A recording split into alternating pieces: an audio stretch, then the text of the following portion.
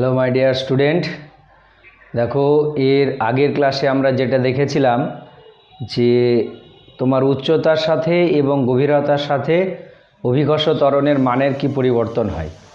আর একটা কারণেও ভূপৃষ্ঠে বা কোনো একটা জায়গায় অভিকর্ষ ত্বরণের মানের পরিবর্তন হয়, সেটা হচ্ছে পৃথিবীর আহ্নিক গতির জন্যে। দেখো পৃথিবীর আহ্নিক গতি কাকে বলে এটা আমরা জানি। পৃথিবীর আহ্নিক গতি হচ্ছে যে পৃথিবী নিজের চারিদিকে যে 24 ঘন্টায় এক পাক ঘোরে, তাহলে সেটাকে বলা হচ্ছে কি পৃথিবীর আহ্নিক গতি। আর সেই পৃথিবীর আহ্নিক গতির জন্যে আমরা কি জানি, দিন রাত হয়। এবার এই আহ্নিক গতির জন্যে জি এর পরিবর্তন কিভাবে হচ্ছে, দেখো যে আমরা জানি যে আমরা যেখানে বাস করি সেটা হচ্ছে কি পৃথিবীর যে উপরিপৃষ্ঠ সেখানে। এইবার ওই পৃথিবীর উপরিপৃষ্ঠে যদি কোনো একটা বস্তু থাকে, তাহলে যেহেতু ওই পৃথিবীর সঙ্গে সঙ্গে বস্তুটাও কী হচ্ছে, একটা বৃত্তাকার পথে ঘুরছে, তাহলে আমরা জানি যে যে কোনো একটা বস্তু যদি বৃত্তাকার পথে ঘোরে তাহলে তার বাইরে বরাবর কি একটা অপকেন্দ্র বল কাজ, অর্থাৎ কেন্দ্র থেকে বহির্মুখী বরাবরকে একটা অপকেন্দ্র বল কাজ করে। তাহলে এখানেও যে কোনো একটা জায়গায় যদি কোনো একটা বস্তু থাকে, তাহলে সেই বস্তুটা পৃথিবীর সাথে সাথেও কীভাবে ঘুরবে। আর যখনই বস্তুটা ঘুরবে তাহলে বস্তুটার উপরে বহির্মুখী অর্থাৎ কেন্দ্র বহির্মুখী একটা অপকেন্দ্র বল কাজ করবে। আর ওই বস্তুটাকে পৃথিবী তার কেন্দ্রের দিকে কি টানবে, তাহলে একটা দেখো ভিতরের দিকে মহাকর্ষ বল কাজ করবে আর একটা বাইরের দিকে কি অপকেন্দ্র বলটা কাজ করবে। এবার দেখো যদি তোমার অপকেন্দ্র বলটা না থাকতো তাহলে ওই বস্তুটাকে কি পৃথিবী বেশি বলে টানতো। তাহলে অপকেন্দ্র বল থাকার জন্যে কিছুটা কী হবে, কম বলে বস্তুটাকে পৃথিবী টানবে। তাহলে এবার মহাকর্ষ বল যদি কম হয় তাহলে অভিকর্ষ ত্বরণের যে মান সেটাও কী হবে, পরিবর্তন হবে। তাহলে এইবার আমরা দেখব যে পৃথিবীর আহ্নিক গতির জন্যে অভিকর্ষ ত্বরণের যে পরিবর্তন সেটা কীরকম হয়। তাহলে দেখো পৃথিবীর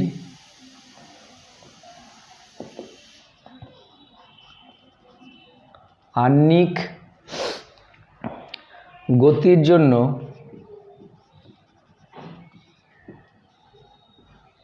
জি এর পরিবর্তন।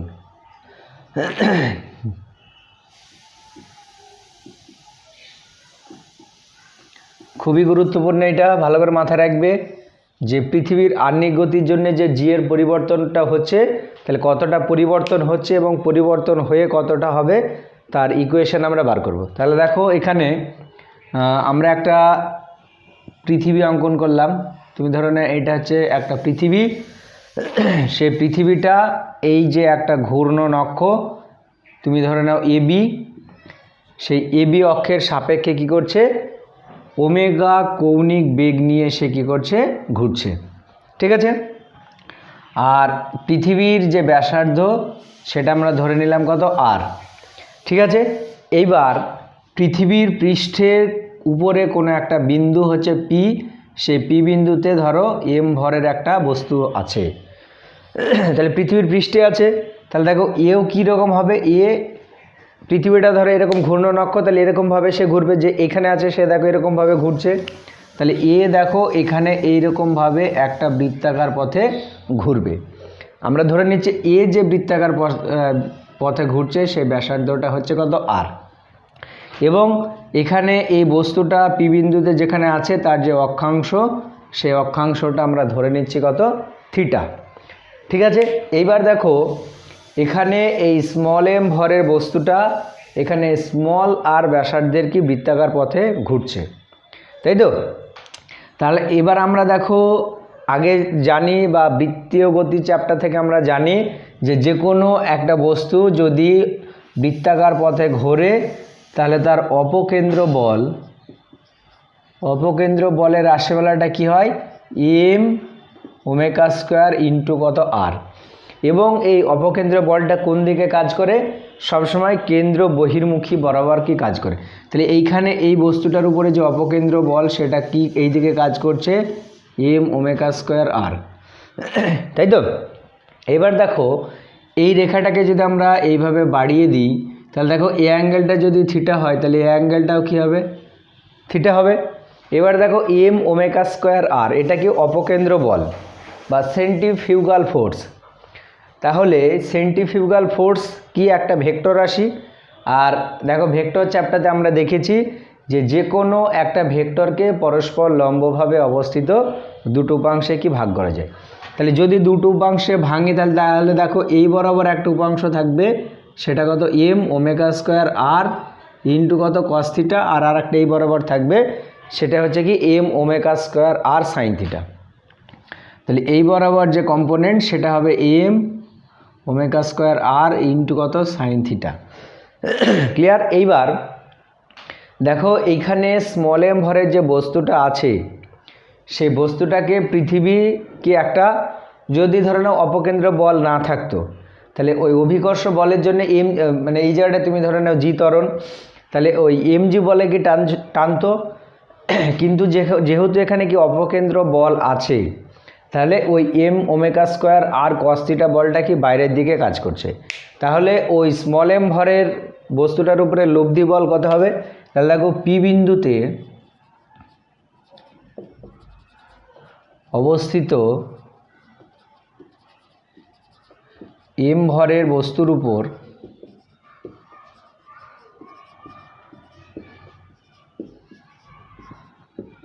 ক্রিয়াশীল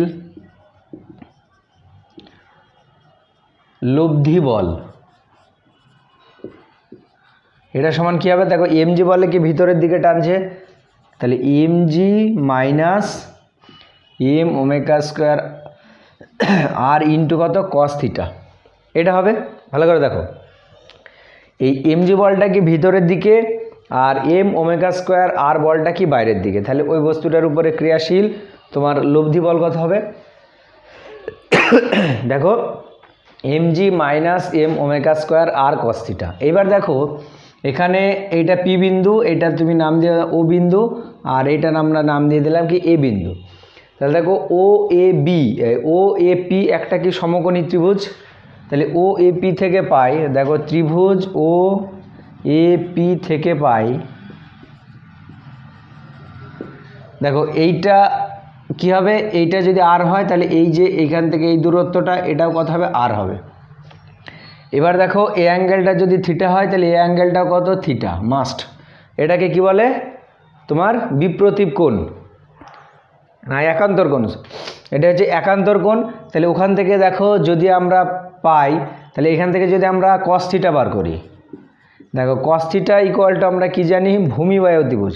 দেখো এই অ্যাঙ্গেলটা যদি থিটা হয় তাহলে এটা লম্ব, এটা তো অতিভুজ আর এটা কি ভূমি, তাহলে কস থিটা ইকুয়াল টু কি ভূমি বাই অতিভুজ অর্থাৎ স্মল আর, আর অতিভুজ দেখো কত ক্যাপিটাল আর।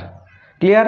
তাহলে এখান থেকে দেখো স্মল আর এটা সমান কত ক্যাপিটাল আর ইন্টু কত কস থিটা। তাহলে দেখো অতএব লব্ধি বল এটা সমান কি আসছে M G minus M omega square, small R এর জায়গায় কত capital R into cos theta, তাহলে ক্যাপিটাল আর ইন্টু কস থিটার ওখানে একটা কস আছে, তাহলে কি কস স্কোয়ার থিটা হয়ে গেল। তাহলে এইটাই হচ্ছে বস্তুটার উপরে ক্রিয়াশীল লব্ধি বল, বোঝা গেল। এইবার তাহলে ওই বস্তুটার উপরে ক্রিয়াশীল অভিকর্ষ ত্বরণ কী হবে, অতএব বস্তুর উপর ক্রিয়াশীল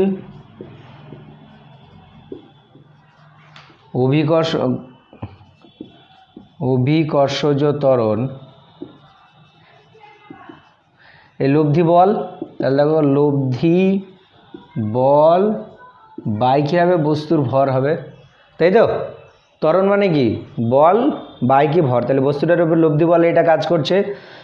তাহলে এটা সমান দেখো এবার এখান থেকে তুমি এম জিটা কমন নিয়ে নাও উপর থেকে, তাহলে এম জি, তাহলে এখান থেকে দেখো 1 পড়ে থাকলো মাইনাস দেখো omega square R cos square theta, দেখো এখানে থেকে আমরা এম জিটা কমন নিয়েছি, তাহলে এখানে এম আছে জি নেই, তাহলে এখানে কী করতে হবে একটা জি দিয়ে ভাগ করে দিতে হবে, আর বাই কি আছে নিচে দেখো এম আছে, তাহলে এম এম কেটে গেল।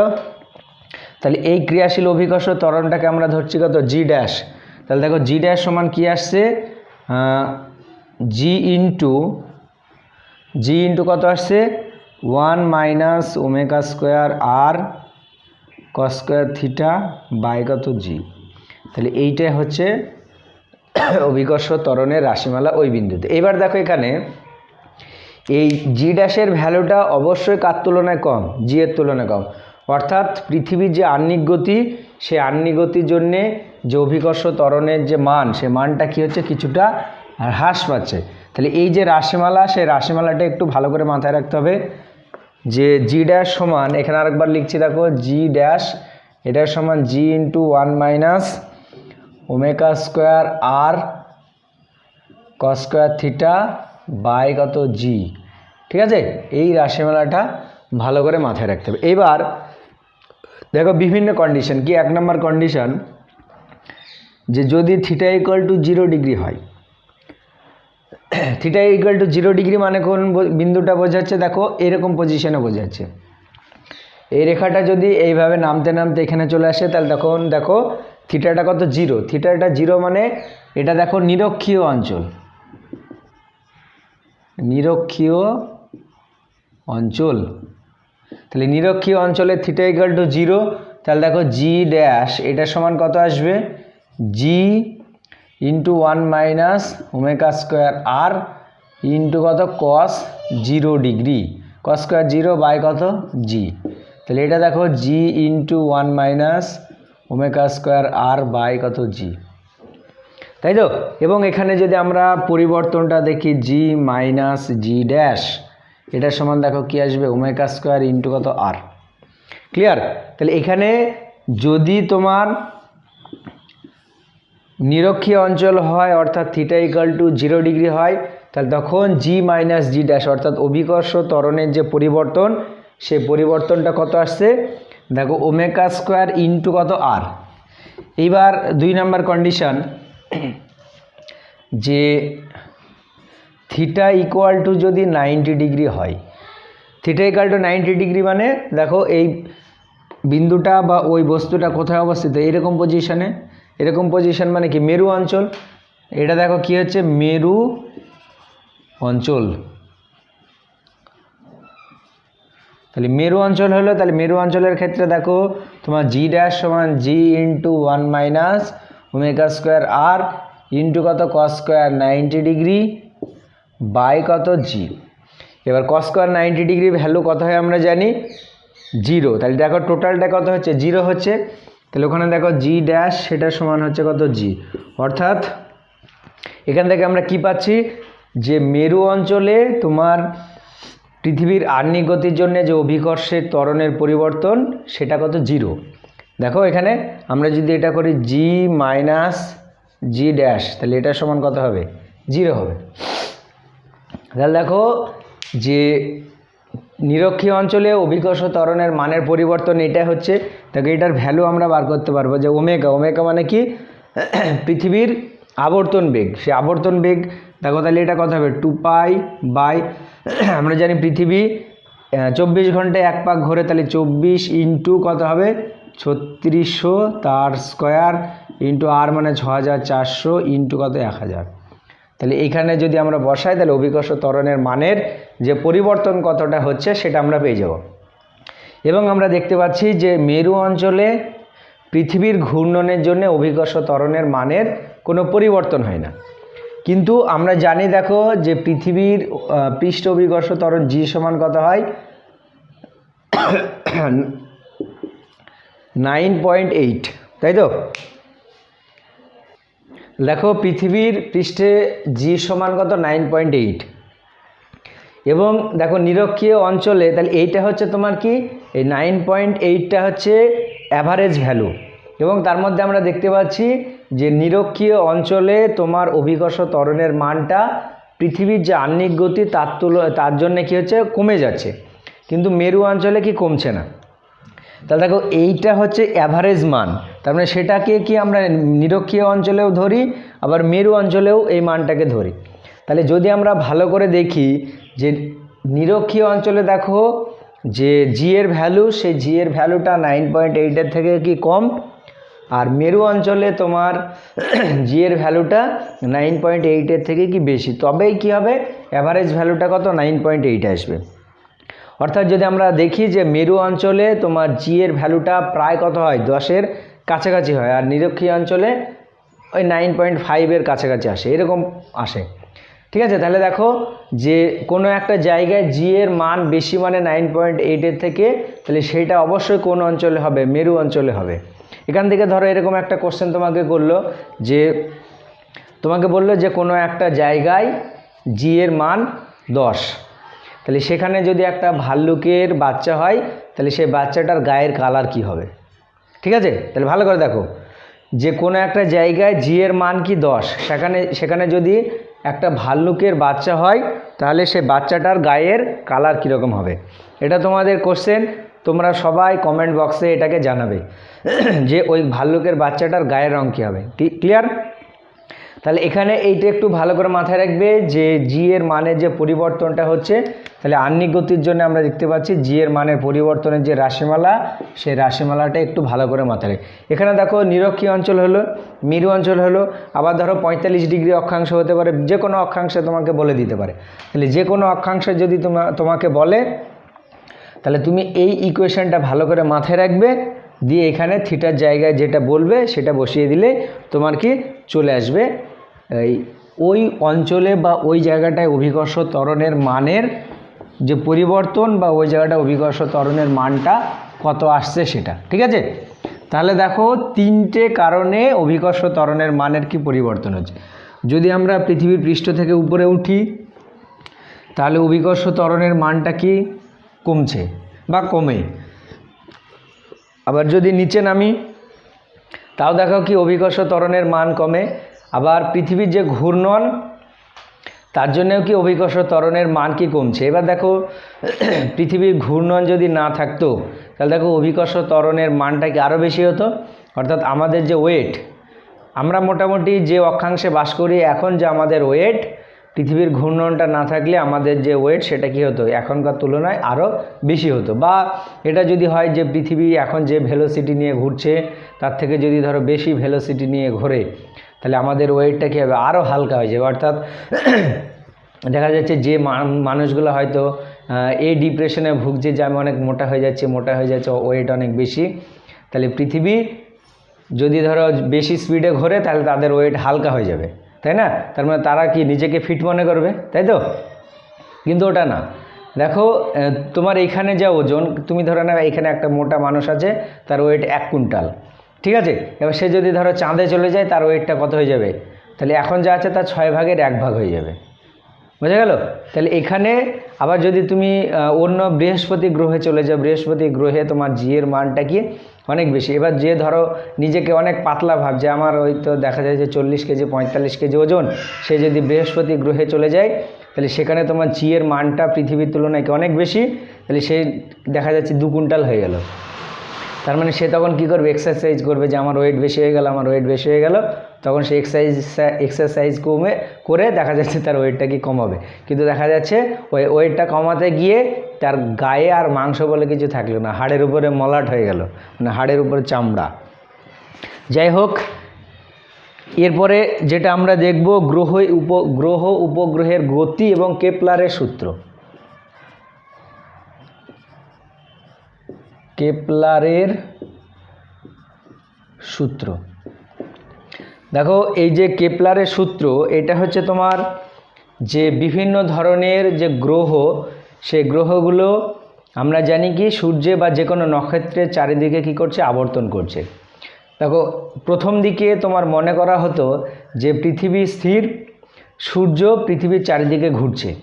এবার এই যে কনসেপ্টটা, সেই কনসেপ্টটা মোটামুটি গ্যালিলিও বা কোপারনিকাস অনেক দিন আগে বলে দিয়েছিল যে তোমার সূর্য স্থির আছে এবং গ্রহগুলো ওই নক্ষত্র বা সূর্যের চারিদিকে কি একটা নির্দিষ্ট সময়ে নির্দিষ্ট গতিবেগে কি আবর্তন করছে। তারপরে গ্যালিলিও বলেছিল এবং তার জন্যে ওদেরকে দেখবে কারাগারে, তোমরা শুনেছো যে কারাগারে বন্দিও করা হয়েছিল। এবার এই যে ধরো তারপরেও আরও বলেছিল যে টাইকো ব্রাহে, তারপরে গ্যালিলিও, তারপরে তোমার গ্যালিলিও কি করলো, দূরবীন আবিষ্কার করলো। সেই দূরবীন আবিষ্কার করার পরেও বিভিন্ন ধরনের যে পর্যবেক্ষণ, সেই পর্যবেক্ষণগুলো কি করা হয়েছিল, ঠিক আছে? এইবার এই যে কোপার্নিকাস, টাইকো ব্রাহে এরা এগুলাকে বলেছিল, এবং একটা সময় কি করেছে এই গ্যালিলিও, এটা কেপলার, সেই কেপলার কি করেছে, ওরা যে কথাগুলো বলেছে অর্থাৎ গ্রহ এবং নক্ষত্রের গতি সংক্রান্ত, এখানে তোমার কি কেপলার কি করেছে ওই সমস্ত যে তথ্য, সেই তথ্যগুলোকে জোগাড় করে এই গ্রহ এবং নক্ষত্রের যে গতি, সেই গতিকে 3টে সূত্রের মাধ্যমে কি প্রকাশ করেছে। এবার এখানে এই 3টে সূত্রকে তোমার বলা হচ্ছে কি কেপলারের সূত্র। এই যে কেপলার কিন্তু তোমার কোনো রকম টেলিস্কোপ ছাড়াই চোখে দেখেই এই সূত্রগুলোকে দিয়েছিল, এবং পরে যখন গ্যালিলিও তোমার টেলিস্কোপ বা দূরবীন আবিষ্কার করলো, সে দূরবীন আবিষ্কার করার পরেও এই কেপলারের যে সূত্র, কেপলারের সূত্রের সঙ্গে ওই যে পর্যবেক্ষণ, সে পর্যবেক্ষণগুলো কি টোটালি মিলে গেছে। এবার এখানে আমরা যেটা নিয়ে আলোচনা করব সেটা হচ্ছে কেপলারের সূত্র। কেপলারের 3টে সূত্র খুবই গুরুত্বপূর্ণ। দেখো, কেপলারের প্রথম সূত্রটা হচ্ছে যে সূর্যকে বা নক্ষত্রকে একটা ফোকাসে রেখে গ্রহগুলা কি বিভিন্ন উপবৃত্তাকার কক্ষপথে আবর্তন, এটা হচ্ছে তোমার কি কেপলারের প্রথম সূত্র, যে প্রতিটি গ্রহ উপবৃত্তাকার কক্ষপথে সূর্যকে আবর্তন করে এবং সূর্য ওই উপবৃত্তের কি ফোকাসে থাকে।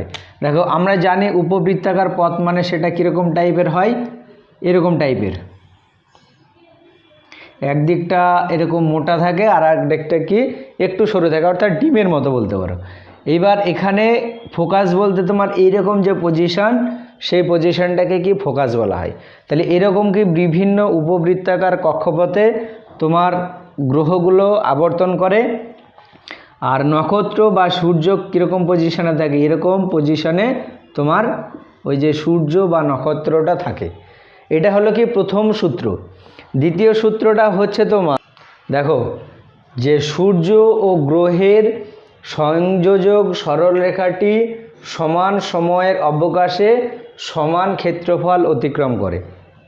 এখানে বলতে সূর্য এবং নক্ষত্রের যে সংযোজক সরলরেখাটি সমান সময়ের অবকাশে কেন্দ্রে সমান ক্ষেত্রফল অতিক্রম করে। দেখো, এরকম হচ্ছে ব্যাপারটা, সূত্রটা শুনে হয়তো তোমরা বুঝতে পারবে না। এবার ভালো করে দেখো যে এই জায়গাটায় কি সূর্যটা আছে, আর তুমি ধরে নাও কোনো একটা সময়ে কোনো একটা গ্রহ এই পজিশনে অবস্থিত। তাহলে দেখো, এ যেহেতু উপবৃত্তাকার কক্ষপথে ঘুরছে, তাহলে একটা নির্দিষ্ট সময় তুমি ধরে নাও টি সময় পরে সে এখান থেকে এই জায়গাটায় আসলো। তাহলে দেখো, এখান থেকে এই জায়গাটায় সংযোজক সরলরেখা এইটা, আবার যখন এখান থেকে এখানে চলে আসলো সংযোজক সরলরেখা এইটা। তাহলে দেখো, এই টি সময়ে এ বিন্দু থেকে কি বি বিন্দুতে গেল, তাহলে এই কেন্দ্রে দেখো কি একটা সংযোজক সরলরেখার দুটো কেন্দ্রের সঙ্গে দেখো একটা কি করেছে, ক্ষেত্রফল অতিক্রম করেছে। ক্লিয়ার? এবার এই গ্রহটা যখন ঘুরতে ঘুরতে আবার এইরকম পজিশনে চলে আসলো, তুমি ধরে নাও এখানে অন্য একটা পজিশন পি, এবার পি বিন্দু থেকে সে টি সময় পরে দেখো এমন দূরত্ব অতিক্রম করবে যেন এই ক্ষেত্রফলের সঙ্গে এর যে দুটো সংযোজক সরলরেখা পাওয়া যাবে তার ক্ষেত্রফলটা কি সমান হয়। তাহলে দেখো, এখানে এই পি বিন্দু, এখানে এ বি যতটা ডিস্ট্যান্স, এখানে পি বিন্দু থেকে কিউ বিন্দুতে যদি আসে, তাহলে কি একই সেই ক্ষেত্রফল হবে? দেখো, কখনোই একই ক্ষেত্রফল হবে না। এখানে দেখো, যেহেতু এটা গ্রহটা অনেক দূরে আছে, তাহলে তোমার দেখো এই সংযোজক সরলরেখাটা বড়, এখানে ক্ষেত্রফলটা কি অনেক বেশি হবে। তাহলে এখানে কি বলছে সেকেন্ড লটা, যে সূর্য এবং গ্রহের সংযোজক সরলরেখাটি সমান সময়ের অবকাশে সমান ক্ষেত্রফল অতিক্রম করে। তাহলে সমান ক্ষেত্রফল, এর সঙ্গে সমান ক্ষেত্রফল অতিক্রম করতে গেলে অবশ্যই একে দেখো কি প্রায় এতটা দূরত্ব আসতে হবে, তবেই দেখো ওই ক্ষেত্রফলের সঙ্গে এই ক্ষেত্রফলটা কি সমান হবে। তাহলে দেখো, এখানে টি সময়ে যদি এ বিন্দু থেকে বি বিন্দুতে যায়, এখানে টি সময়ে সে কি পি থেকে কিউ বিন্দুতে যাবে। অর্থাৎ দেখো, এর তুলনায় এইখানে দেখো ওই যে গ্রহ, সেই গ্রহটা কী হবে, একটু বেশি স্পিডে ঘুরবে। ক্লিয়ার? তাহলে দেখো, যখন সূর্যটা অনেক দূরে আছে, এই গ্রহটা অনেক দূরে আছে, তখন তার ভেলোসিটিটা কি কম হবে, আর যখন কাছে আছে তার ভেলোসিটিটা কি হবে, একটু বেশি হবে। ক্লিয়ার? এটা ভালো করে মাথায় রাখবে। যে সূর্য ও গ্রহের সংযোজক সরলরেখাটি সমান সময়ের অবকাশে ওই কেন্দ্রে কি করবে, সমান ক্ষেত্রফল অতিক্রম করবে। এইটা হচ্ছে তোমার সেকেন্ড ল। এটা ভালো করে মাথায়, ওই জন্য দেখবে যে সূর্য থেকে বিভিন্ন যে দূরবর্তী যে গ্রহগুলো আছে, আমরা জানি বুধ সেটা কি সূর্যের সব থেকে কাছে থাকে, তাহলে বুধ একবার সূর্যকে আবর্তন করতে তার যে সময় লাগে সেটা মোটামুটি 88 দিন। কিন্তু আমরা জানি পৃথিবী, সেই পৃথিবীর একবার সূর্যকে প্রদক্ষিণ করতে কত সময় লাগে, 365 দিন। তার থেকে যদি দূরে গ্রহ দেখো, বৃহস্পতি, শনি, এগুলো পৃথিবীর থেকে দূরে আছে, তার প্রদক্ষিণ কাল তোমার সূর্য এবং বুধ গ্রহের থেকে অনেক বেশি। বোঝা গেল? তাহলে এইটা কেপলারের সূত্রর মানে বিবৃতি। এবং এটা ভালো করে মনে রাখবে যে সমান সময়ের অবকাশে সমান ক্ষেত্রফল হতে, অর্থাৎ যে গ্রহ যত কাছে থাকবে সেই গ্রহটা কি তত বেশি স্পিডে ঘুরবে, আর যে যত দূরে থাকবে সে তত কী হবে, বেশি কম স্পিডে ঘুরবে। ক্লিয়ার? এরপরে যেটা আমরা দেখব তৃতীয় সূত্র। দেখো তৃতীয় সূত্র, কোনো গ্রহের সূর্যের চারিদিকে প্রদক্ষিণ কালের বর্গ সেটির বলতে ওই গ্রহটার অর্ধপরাক্ষের ঘনফলের সমানুপাতিক। দেখো এখানে যে কোনো একটা গ্রহ এইভাবে কি বৃত্তাকার পথে ঘুরছে, তাহলে ওই বৃত্তাকার পথে যদি সে ঘোরে তাহলে এক পাক ঘুরে আসতে তার কি একটা নির্দিষ্ট সময় লাগবে, সেই সময়টাকে বলা হচ্ছে কি তার টাইম পিরিয়ড বা প্রদক্ষিণকাল বা পর্যায়কাল।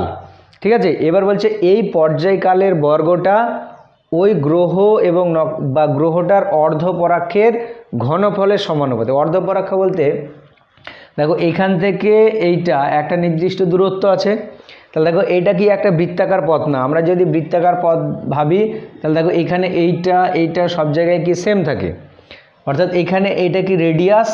এবার যেহেতু এটা উপবৃত্তাকার কক্ষপথ, তাহলে দেখো এখানে এই দূরত্বটা বেশি, এই দূরত্বটা কি কম।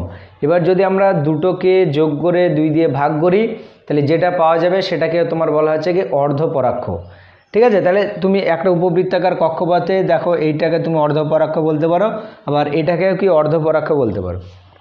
কিন্তু এবার এই দুটোকে যোগ করে তুমি যদি 2 দিয়ে ভাগ করো তাহলে যেটা পাওয়া যাবে সেটাকে বলা হচ্ছে কি অর্ধপরাক্ষ। তাহলে কোনো গ্রহের সূর্যের চারিদিকে প্রদক্ষিণ কালের বর্গ সেটির বলতে ওই গ্রহটার অর্ধপরাক্ষের ঘনফলের সঙ্গে সমানুপাতিক। তুমি ধরে নাও যে একটা গ্রহ সূর্যের চারিদিকে ঘুরছে, সে ঘোরার জন্যে তার যে প্রদক্ষিণ কাল যদি তোমার টি হয় আর অর্ধপরাক্ষ এটা সমান তুমি ধরে নাও কত আর, তাহলে এখান থেকে কি হবে T square proportional to R cube. তাহলে এইটা হচ্ছে কেপলারের যে থার্ড ল, সে থার্ড লয়ের ম্যাথমেটিক্যাল ইকুয়েশন। ক্লিয়ার? তাহলে সূর্য এবং নক্ষত্রের যে অর্ধপরাক্ষ, সেই অর্ধপরাক্ষটা যদি আর হয় আর ওই গ্রহটার প্রদক্ষিণ কাল যদি টি হয়, তাহলে থার্ড ল অনুসারে কী হবে টি স্কোয়ার সমানুপাতিক আর কিউ।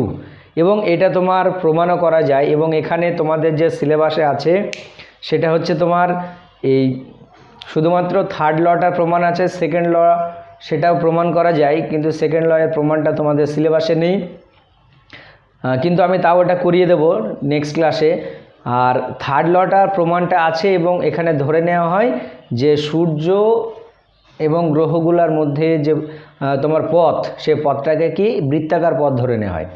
দেখো বৃত্তাকার পথটা উপবৃত্তেরই কি একটা অংশ, তোমরা ম্যাথামেটিক্যালি পড়েছো যে উৎকেন্দ্রতা বা ইসেন্ট্রিসিটি সেটা যদি তোমার 0 হয়ে যায় তাহলে তখন কোনো একটা উপবৃত্তের উৎকেন্দ্রতাটা যদি 0 হয় তাহলে তখন সেটাকে বলা হচ্ছে কি বৃত্ত।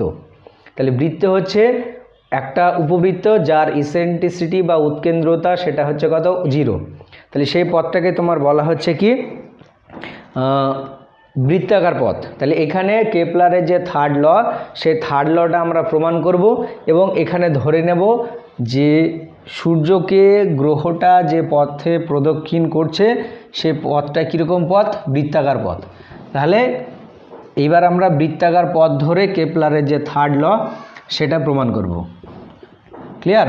তাহলে দেখো কেপলারের তৃতীয় সূত্রের প্রমাণ।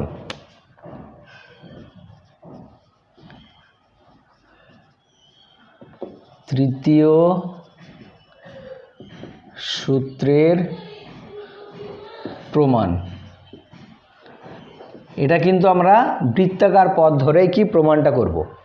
তাহলে দেখো এরকম একটা বৃত্তাকার পথ, সেই বৃত্তাকার পথের মাঝখানে তুমি ধরে নাও কি সূর্য আছে, সূর্যের যে মাস সে মাসটা তুমি ধরে নাও কি ক্যাপিটাল এম, আর এখানে বৃত্তাকার পথে একটা স্মল এম ভরের গ্রহ কি করছে, স্মল আর ব্যাসার্ধের পথে প্রদক্ষিণ করছে। ঠিক আছে, তাহলে দেখো এটা কি সূর্য এবং এটা গ্রহ, তাহলে যেহেতু দুটোর ভর আছে এবং তারা একটা নির্দিষ্ট দূরত্বে অবস্থিত, তাহলে তাদের মধ্যে কি একটা মহাকর্ষ বল কাজ করবে। তাহলে দেখো সূর্য ও গ্রহের মধ্যে ক্রিয়াশীল মহাকর্ষ বল, এটা সমান কি আসবে, দেখো G into capital M into small M by কত আর স্কোয়ার। ক্লিয়ার? এবার তুমি ধরে নাও এই যে গ্রহ, সেই গ্রহটা ভি গতিবেগ নিয়ে যাচ্ছে, তাহলে ভি সমান হচ্ছে তুমি ধরে নাও গ্রহের গতিবেগ। এবার যে কোনো একটা বস্তু যদি বৃত্তাকার পথে ঘোরে একটা ভেলোসিটি নিয়ে, তাহলে সেখানে কি একটা অপকেন্দ্র বল কাজ করবে। তাহলে দেখো এখানে অপকেন্দ্র বল কত হবে, তাহলে দেখো গ্রহের অপকেন্দ্র বল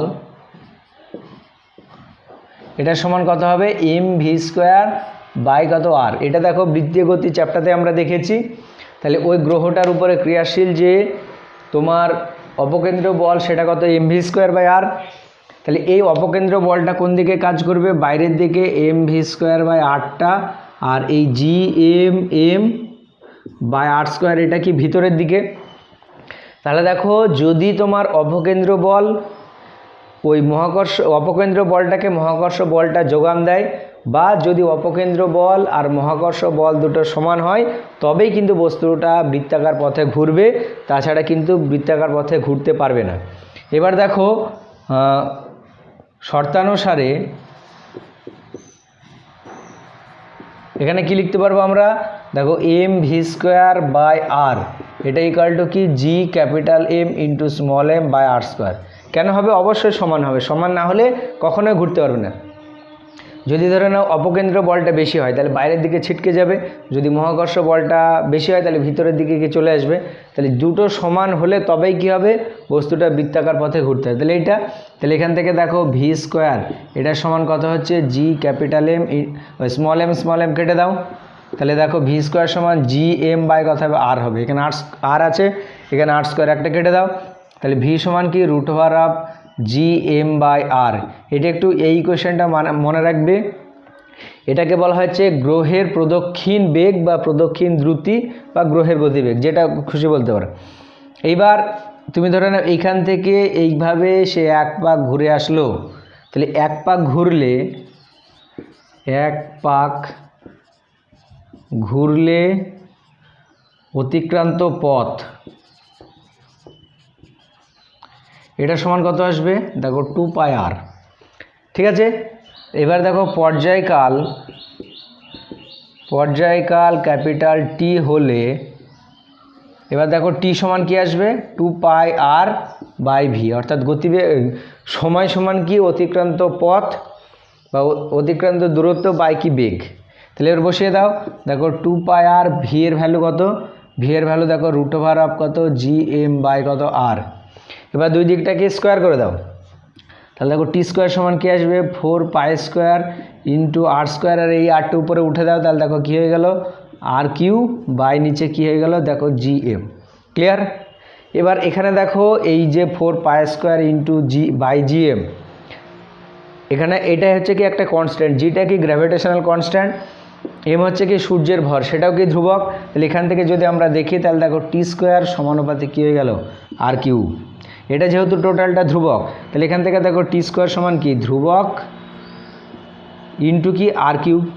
তাহলে ধ্রুবক ইন্টু আর কিউ মানে সেখান থেকে আমরা এটা লিখতে পারি যে টি স্কোয়ার সমানুপাতে কি আর কিউ। ক্লিয়ার?